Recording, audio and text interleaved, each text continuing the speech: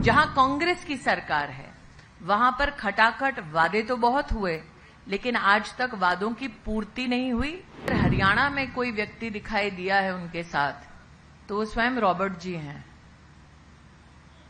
तो कोई ये बतला दे कि गौतम अडानी के साथ रॉबर्ट जी का वो चित्र क्या दर्शाता है।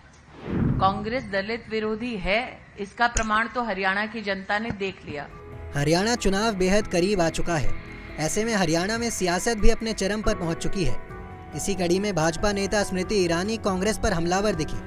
स्मृति ईरानी ने कांग्रेस पर जमकर निशाना साधते हुए उसे दलित विरोधी करार दे दिया है। आइए सुनते हैं स्मृति ईरानी ने क्या कुछ कहा। भारतीय जनता पार्टी ने इस प्रेस वार्ता के माध्यम से पुनः आपको बतलाया है कि अब तक हरियाणा के नागरिकों की जेब में भाजपा की सरकार द्वारा 74,680 करोड़ रुपया डीबीटी के माध्यम से पहुंचाया जा चुका है। इसका प्रमाण भारतीय जनता पार्टी की सरकार दे सकती है। जहां कांग्रेस की सरकार है वहां पर खटाखट वादे तो बहुत हुए, लेकिन आज तक वादों की पूर्ति नहीं हुई। ऐसे वादों के चलते उन प्रदेशों में जहां पर कांग्रेस ने ये वादे किए, जनता की तिजोरी जरूर खाली हुई है। अच्छा मैम, सवाल ये है, राहुल गांधी आज यात्रा पे उन्होंने कहा है कि इस देश को अडानी चला रहे हैं और देश में 250 जो पूंजीपति हैं उनमें से एक भी दलित या पिछड़ा हुआ नहीं। देखिए, मैं तो इतना कहूंगी, मैंने संसद में भी इस विषय को प्रमाणित किया था कि अगर हरियाणा में कोई व्यक्ति दिखाई दिया है उनके साथ तो वो स्वयं रॉबर्ट जी हैं। तो कोई ये बतला दे कि गौतम अडानी के साथ रॉबर्ट जी का वो चित्र क्या दर्शाता है।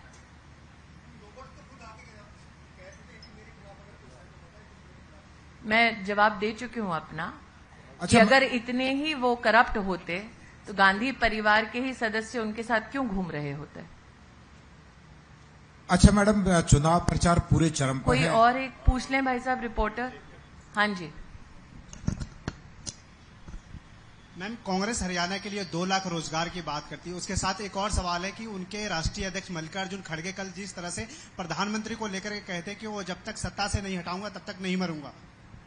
मुझे कांग्रेस के किसी भी नेता से संस्कारों की अपेक्षा नहीं है। जहां तक नरेंद्र मोदी का सवाल है, कांग्रेस दलित विरोधी है, इसका प्रमाण तो हरियाणा की जनता ने देख लिया। ओबीसी विरोधी है, ये इस बात से भी दर्शाया जा सकता है कि एक ओबीसी समाज का गरीब व्यक्ति जब देश का प्रधानमंत्री बनता है तो वो एक कॉन्स्टिट्यूशनल इंस्टीट्यूशन का प्रतीक बनता है।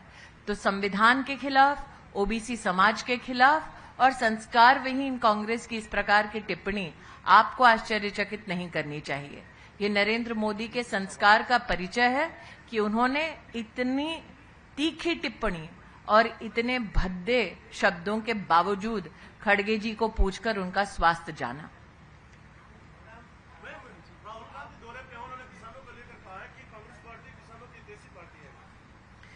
देखिए, अगर आप हरियाणा में किसानों की बात करें तो भारतीय जनता पार्टी की सरकार के माध्यम से अब तक किसानों को हरियाणा में 12,500 करोड़ का कॉम्पनसेशन मिल चुका है।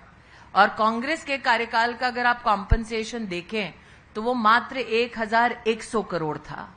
तो किसान का सच्चा हितैषी कौन? वो भारतीय जनता पार्टी जो 12,500 करोड़ रुपया किसान को देती है, या वो कांग्रेस पार्टी जो 1,100 करोड़ रुपया और उससे 1 रुपया ज्यादा किसान पर नहीं खर्चती। दूसरा, अगर आप एमएसपी का कंपैरिजन करें तो कांग्रेस के राज में गेहूं का एमएसपी 1,350 रुपया होता था 2013-14 में, और अगर आप भारतीय जनता पार्टी का आंकड़ा देखें तो 2024 में आपको 2,275 रुपए का एमएसपी गेहूं का मिलेगा।